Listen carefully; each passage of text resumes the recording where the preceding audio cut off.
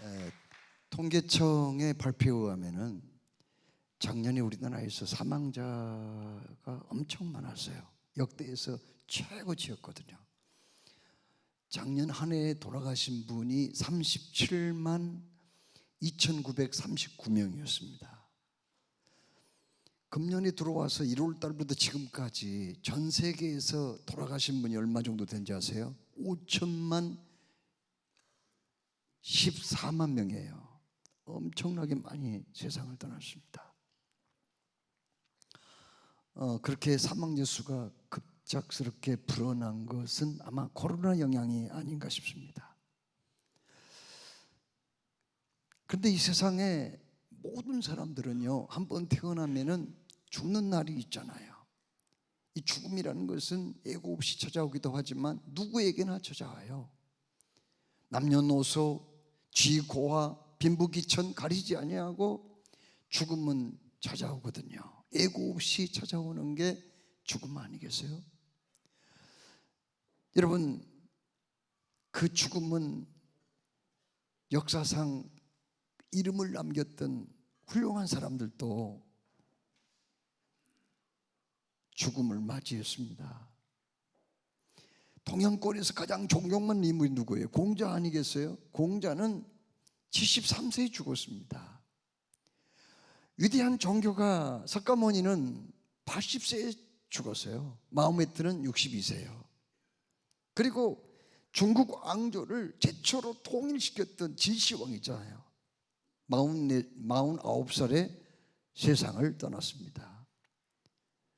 영국 사람들이 인도하고도 바꿀 수 없다고 했던 섹스피어, 그는 52세에 죽었거든요. 이렇게 이 세상 사람들은 한 번쯤은 이 세상을 떠나게 되거든요. 누구나 다 죽게 된다고요. 여러분, 의학적으로 사람의 죽음을 어떻게 결정을 하나요? 이 사람이 살았는가 죽었는가? 죽은 사람은요, 첫째, 심정지가 와요. 호흡이 끊어져요. 혈액순환이 정지됩니다. 뇌 활동이 완전히 멈추게 되거든요. 이런 사람을 죽었다고 그렇게 얘기를 해요. 자, 그러면 죽은 다음에 세계가 있을까요? 사후의 세계가 정말 있냐고요. 죽어버리면 그걸로 끝나는 거 아닙니까? 여기에 대한 이야기는 인류 역사상 논쟁거리였어요. 의문점이었습니다. 사후의 세계가 있는가 없는가 말이에요.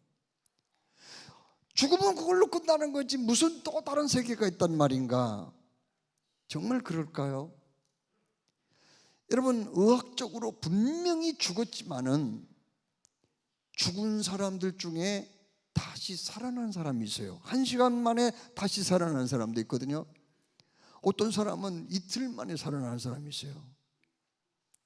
어떤 사람은 10시간 만에 또 살아나는 사람이, 분명히 살아난 사람이 있거든요.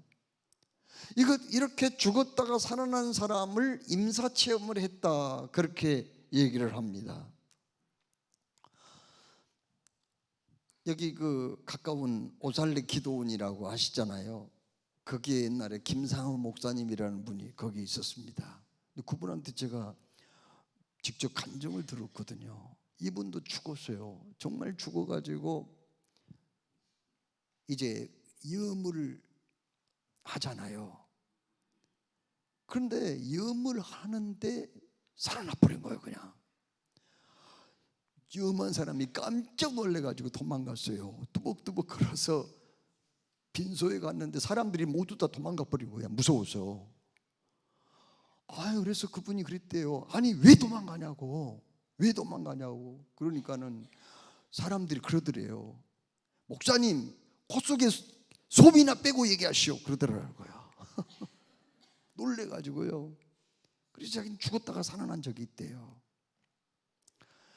그런데 여러분, 그 임사체험을 한 사람들이 우리나라에도 많이 있거든요. 아까 영상을 통해서 이분 알렉산더 의사, 그 하버드 출신의 의사 얘기를 잠깐 들었지만은 그 KBS에서 나온 거예요.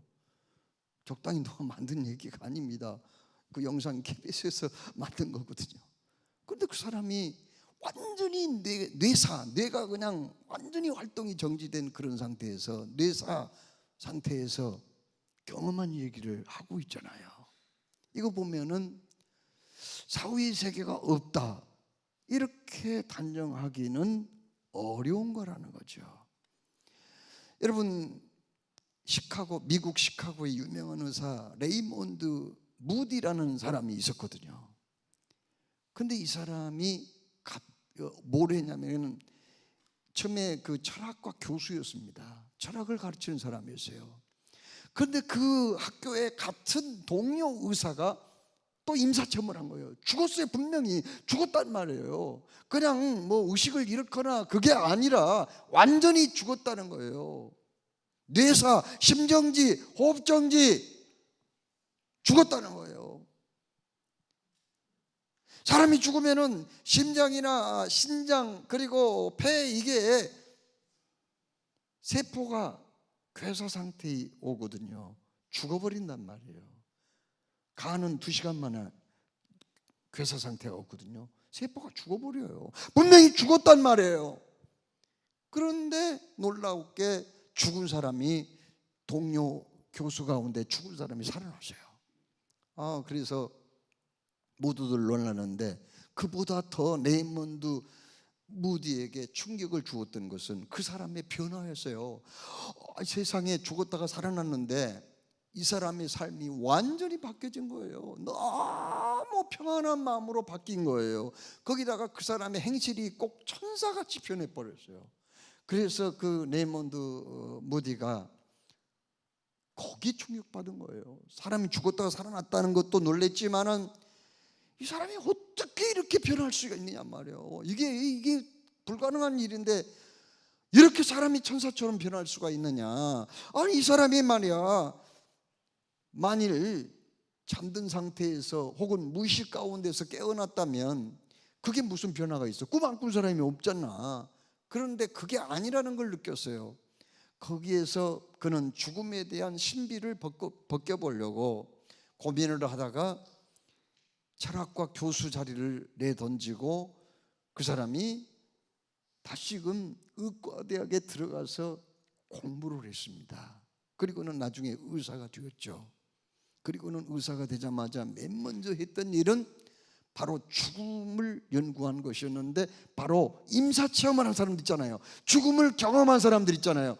그 사람들을 만나서 인터뷰부터 했습니다. 수백 명, 많은 사람들을 만나서 얘기를 하고 그것을 요약을 해서 책을 냈는데, 삶 이후의 삶이라는 책을 내서 베스트셀러가 되었습니다. 그런데 그는 그 책에서 무슨 얘기를 하냐면은, 임사체험을 한 사람들은요 비슷한 경험을 그렇게 똑같이 했다는 거예요. 사람이 죽으면은 그 육체에서 영혼이 빠져나오더래요. 빠져나와가지고 천장 위에 딱 올라가가지고 거기에서 자기 시체를 내려다볼 수가 있었대요. 그리고 의사와 간호사들이 분주하게 움직이는 그것들, 그 다음에 자기 가족들이 와가지고 그 시체를 붙들고 막 슬피 통곡하는 모습을 그 위에서, 천장 위에서 다 내려다보고 있었다니까요. 그리고 투시의 능력도 있어가지고 막힌 담 저쪽에서 누가 있는지 그것도 알 수 있고, 인간의 감정으로는, 어떤 의식적인 감정으로는 잘 알 수 없는 그러한 그 심리, 마음속에 숨겨진 그 생각까지 어느 정도 알 수 있는 그런 걸 느꼈대요. 그리고 나서 잠시 후에는 그 컴컴하고 어두운 터널을 지나가는데 굉장히 빠른 속도로 터널을 지나가서 터널이 빠져나올 때쯤 밝은 빛이 기다리고 있고는 그 빛 가운데서 능력자이며 초월자 같은 분의 목소리가 들린다는 거예요. 그 목소리는 네가 그동안 어떻게 살았느냐, 지난날의 삶을 돌아보는 걸 요구하더라는 거예요. 그래서 쫙 옛날 살았던 삶을 보여주는데 대부분의 사람들이 너무너무 부끄러움을 느꼈다는 거예요. 자기의 그 삶이 너무너무 지저분하고 타락하고 죄짓고 이렇게 살았던 게 너무너무 수치스럽고 부끄러움을 느끼고, 그리고 빛 가운데서 거기 얘기하시는 초월자 능력자의 목소리는 너는 세상으로 다시 가서 준비해서 다시금 내게 오너라 라는 음성을 듣고 깨어나서 다시 살아났다고 하는 겁니다. 여러분, 이런 걸 보면은 임사체험한 사람들 얘기를 보면은요, 정말 죽음이라는 게 그걸로 다 끝나는 게 아니라는 걸 알 수 있어요. 어떤 사람들은 실컷 남 괴롭히고 못된 짓 하고 자기 하나 죽어버리면 끝난 줄 알고 무덤이 도피처인 줄 알고 생각하지만은 무덤은 도피처가 아니라는 거죠. 분명히 저 세상이 있는 것이고 초월자, 절대자, 능력자 앞에 설 날이 있다고 하는 겁니다. 자, 그런데 임사체험을 한 사람들은요, 거기까지예요. 거기 능력자를 만나가지고 음성을 듣고 자기의 지난 삶을 돌아보는 시간을 갖고 거기가 끝이에요. 거기가 대부분. 그러면은 우리 사람이 이 세상 떠나면은 어떻게 될까요? 성경을 읽어보면은요, 그 다음에 삶에 대해서 얘기를 하고 있습니다. 여러분, 사람이 이 세상 떠나게 되면은요, 반드시 하나님 앞에 서게 된다고 말씀했거든요. 히브리서 9장 27절에 한 번 죽는 것은 모든 사람에게 정해진 일이요, 이후로는 심판이 있으리니, 이렇게 말씀했거든요. 그렇습니다. 요한계시록 20장 말씀을 읽어보면은 크고 신 보좌 앞에서 심판자이신 우리 예수님이 이제 심판을 하시게 되고 그 앞에 다 사람들이 서게 된다는 거예요. 뭘 가지고 심판을 해요? 이 세상에 재판받는 사람들은 뭐 때문에 받아요? 죄 때문에 받는 거 아니에요?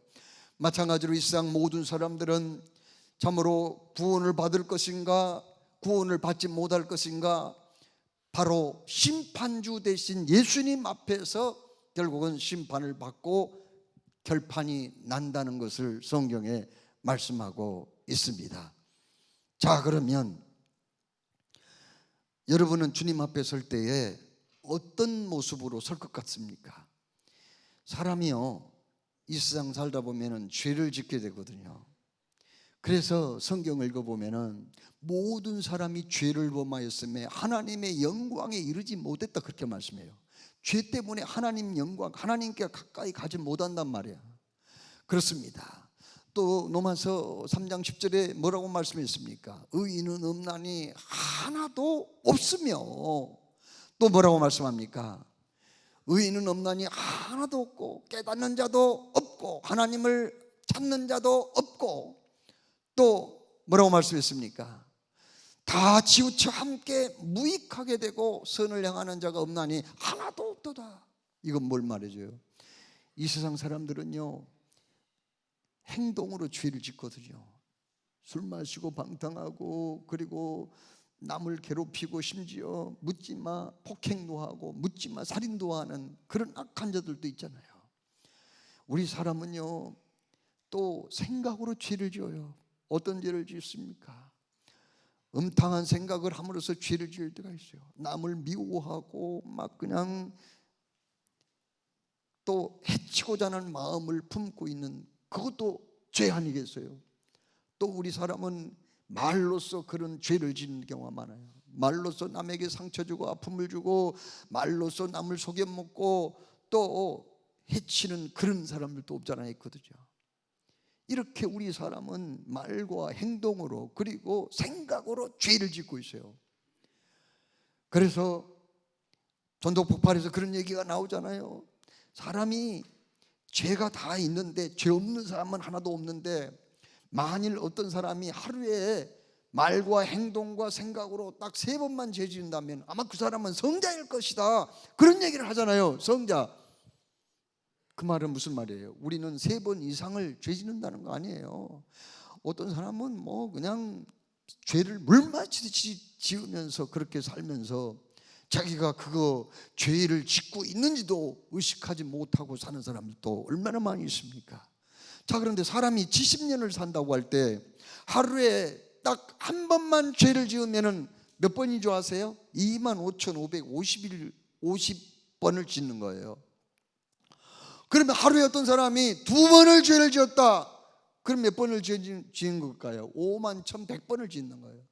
그러면 세 번을 어떤 사람이 죄를 지었다. 얼마인가요? 76,650번이에요. 자, 그러면 그런 죄를 지은 사람이 하나님 앞에 섰다고 할 때 어떤 평가를 받을까요? 생각해 보세요. 이 세상에서 딱 한 가지 죄를 지어도 기소를 당하고 유죄 판결을 받으면 처벌받아야 하잖아요. 그런데 평생을 살면서 하나님 앞에 수만 번의 죄를 지었다고 할 때, 아니 그 사람이 어찌하여 죄 없다 하겠어요? 여러분, 수만 번의 죄를 지은 현행범이 붙잡혀서 재판받으면 그 결과는 어떻게 나올까요? 성경은 이렇게 말씀합니다. 죄삭은 사망이라, 그렇게 말씀해요. 결국은 그 말은 무슨 말이에요? 사형 선고를 받을 수밖에 없다는 거 아니겠어요? 그러면은 하나님 앞에서 사형 선고는 뭐죠? 지옥에 간다는 거거든요. 여러분, 지옥은 어떤 곳이에요? 지옥은 뜨거운 불이, 꺼지지 않는 불이 타고 있는 곳이라고 그랬거든요. 너무 지옥의 불이 고통스럽게 하기 때문에 심지어 구더기도 다 죽지 아니하고 불로써 소금 치듯 한다고 그렇게 말씀했거든요. 거기 누가복음 성경에 지옥에 간 어떤 사람의 모습이 나오거든요. 거기 그 지옥에 간 사람이요, 너무 힘들었어요. 고통스러워요. 막 그냥 물을 마시고 싶은데 불 가운데서 막 그냥 뛰면서 물을 마시고 싶었지만은 누군가가 물을 주지 않는 거예요. 그런데 눈을 들어 저 멀리 보니까 세상에 천국 간 나사로가 아브라함 품 안에 안겨 있는 걸 보았거든요. 그때 그는 목이 터져라고 외칩니다. 아버지 아브라함이요, 당신 품 안에 있는 사람 나사로가 아닙니까? 그 사람을 제발 나에게 보내셔서 이 손가락 끝에 물을 적셔 내 혀를 좀 서늘하게 해주십시오. 그가 얼마나 고통스러웠으면 그런 걸 요청했겠어요. 지옥은요, 차라리 죽어버렸으면 좋으련만 죽을 수도 없어요. 도망갔으면 좋으련만 도망갈 수도 없는 거예요. 유죄 판결을 받으면은 한시적으로 감옥살이를 하는 경우가 참 많아요. 힘들고 고통스러워도 그저 몇 년 참으면은 내가 이곳에 나갈 수 있다는 소망을 가진 죄수들도 있지만은, 그러나 지옥은 한시적이 아니고 영원한 고통이기 때문에 그런 소망이 없습니다. 여러분, 이렇게 지옥은 죄 지은 사람이 가는 거고 거기 들어가는 사람은 고통이 끝이 없다는 것을 성경에 말씀하고 있거든요.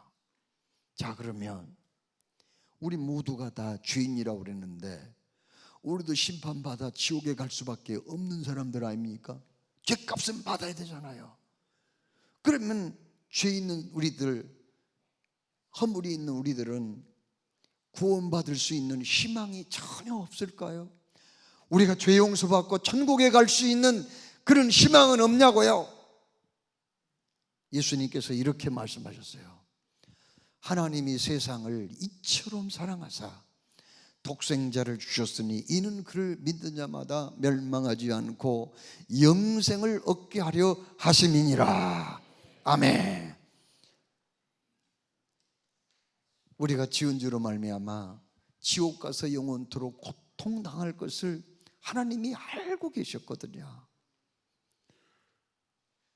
그래서 우리를 불쌍히 여기셨고, 우리가 지은 죄 때문에 심판받고 지옥에 가지 않을 길이 무엇인가를 생각하시고 하나님이 영원 전부터 그 하나님 곁에 계신 외아들 예수님이 계셨거든요. 그 예수님은 죄가 없으신 분이에요. 하나님하고 본성이 같으신 분이에요. 이분을 이 땅에 인간의 몸을 입고 태어나게 하셨습니다.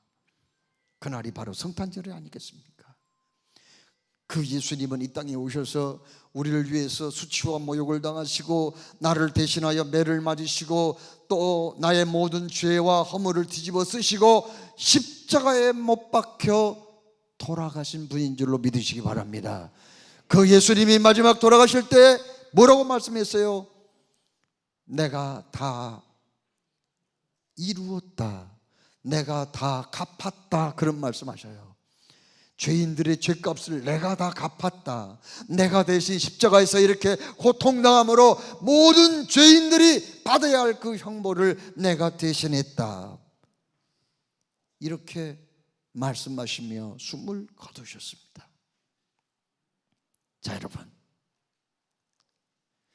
이제 우리가 그 예수님을 마음문을 열고 내 인생의 주인으로 받아들이기만 하면, 내 생명의 주님 구세주로 받아들이기만 하면은 그 순간 어떤 일이 벌어진가요? 우리 신분이 바뀌는 거예요. 하나님의 딸이 되고 하나님의 아들이 되는 줄로 믿습니다. 천국 하나님의 나라를 상속으로 받게 되는 거예요. 하나님의 나라는 아름다운 곳입니다. 거기는 아픔이 없어요, 죽음이 없어요, 전쟁이 없어요, 자연재해도 없어요. 거기는 길이 유리같이 맑은 황금으로 깔려 있어요. 생명수 강물이 흐르고요, 생명수 강가에는 생명수 실과가 달마다 열리고요, 그 이파리는 만국을 소송할 수 있고요, 거기에는 이별도 없고요, 늙는 것도 없고요, 질병도 없는 세상이에요. 그 최상의 질의 삶이 영원토록 계속되는 곳이 천국인 줄로 믿습니다. 그 천국의 상속권을 얻게 된다고요, 믿기만 하면은요. 그리고 예수님을 믿으면은 결국은 주님과 함께 영광 중에 새하늘과 새 땅, 새 예루살렘 성에서 영원토록 살게 될 줄로 믿습니다. 그래서 그 예수님이 오늘 우리에게 주신 말씀 뭐라고 그랬어요? 너희는 마음에 근심하지 말라, 하나님을 믿으니 또 나를 믿으라. 내 아버지 집에 거할 곳이 많도다. 그렇지 않으면 너희에게 일렀으리라. 내가 먼저 가서 너희 있을 거처를 예비하라고 하노니 가서 너희를 위하여 거처를 예비하면 내가 다시 와서 너희를 내게로 영접하여 나 있는 곳에 너희도 있게 하리라. 아멘. 세브란스 병원에 가면은요, 임종을 앞에 두고 있는 환자들을 돌보는 호스피스 병동이 있습니다. 어떤 그 간호사가 호스피스 병동에서 수년 동안 근무를 한 분이 있었어요.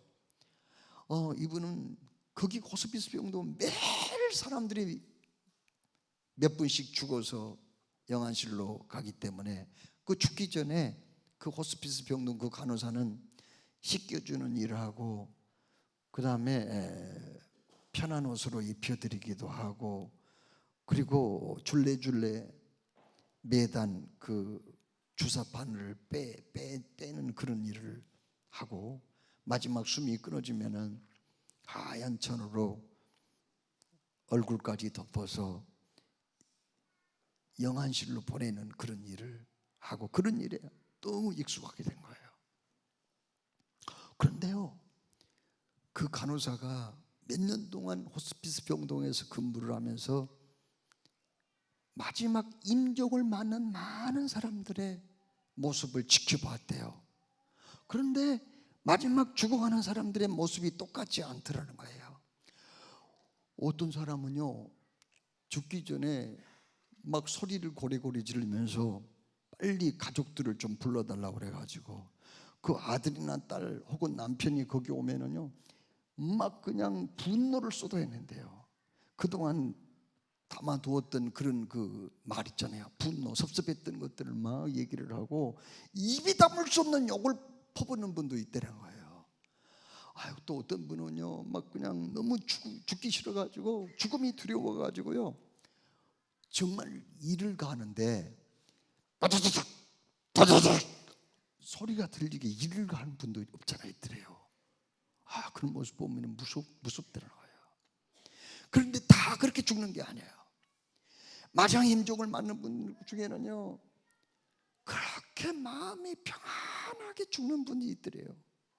마음이 너무 편안해. 마지막 죽음 앞에서 사랑하는 가족들을 불러놓고 격려하고 칭찬하고 고마움을 전하면서 활짝 웃으면서 그렇게 가신 분도 없잖아, 있더라는 거예요. 그래서 그 간호사가 그렇게 느낀 거예요. 아니, 왜 똑같이 죽음을 맞이하는데 이렇게 사람들의 모습은 같지 않을까? 뭐 때문인가? 이걸 생각하다가 거기 그 환자들 카드를 뒤지면서 그분들이 종교란 있잖아요. 종교란을 본 거예요. 그런데 놀랍게도 대부분 편안하게 가신 분들, 원망불평하지 아니하고 분노하지 아니하고 축복하고, 그리고 가족들을 칭찬하고 격려하면서 고마움을 전하고 마지막 평안하게 가는 사람 있잖아요. 이런 분들은 대부분 예수 믿는 사람들이라는 거예요. 그래서 자기는 뭐 교회에 대해서 별로 좋게 생각 안 했대요. 뭐 종교 중에 하나라고 생각하고, 뭐 친구들 중에도 예수 믿는 사람이 있지만 너희들은 그리 가는 거고 나는 무종교니까 그럭저럭 살다가 가면 된다고 생각한 거예요.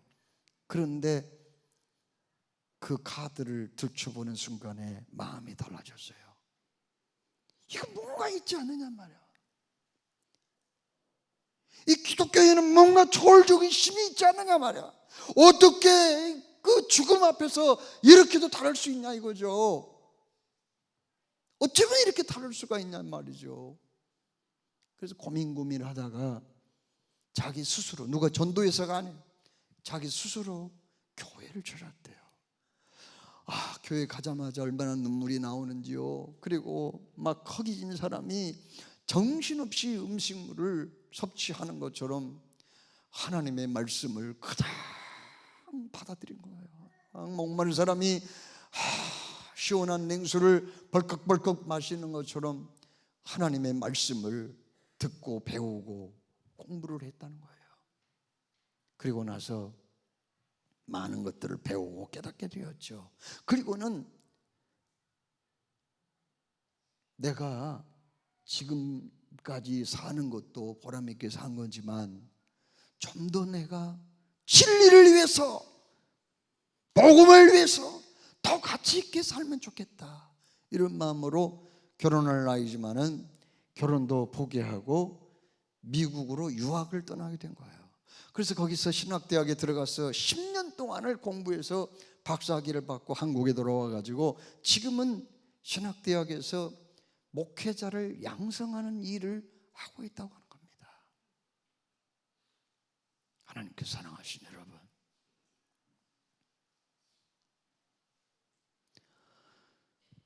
우리 사람은 짐승하고 똑같지 않아요. 개나 소나 돼지는 죽어버리면 그걸 끝납니다. 왜요? 영혼이 없기 때문에. 우리 사람은 육체가 있고 영혼이 있는 거예요. 그래서 갈 때 분명히 있는 거예요. 구원받은 사람은 천국 낙원에 가 있다가 예수님 마지막 때가 오거든요. 이 세상 마지막 때 그 영혼을 데리고 옵니다. 육체는 그냥 흙에서 왔기 때문에 흙으로 돌아가 있다가 잠자는 것 같이 있다가 마지막 때 예수님이 오시면은 그 육체와 영혼이 딱 하나가 돼서 신령한 몸으로 부활하게 되죠. 그래서 예수님이 나는 부활이요 생명이 나를 믿는 자는 죽어도 살겠고 무릇 살아서 나를 믿는 자는 영원히 죽지 아니하리라고 말씀하지 않았습니까?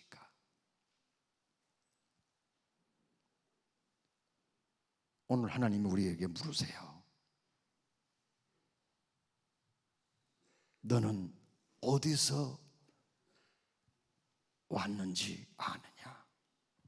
그리고 너는 갈 곳을 준비했느냐? 기도하겠습니다.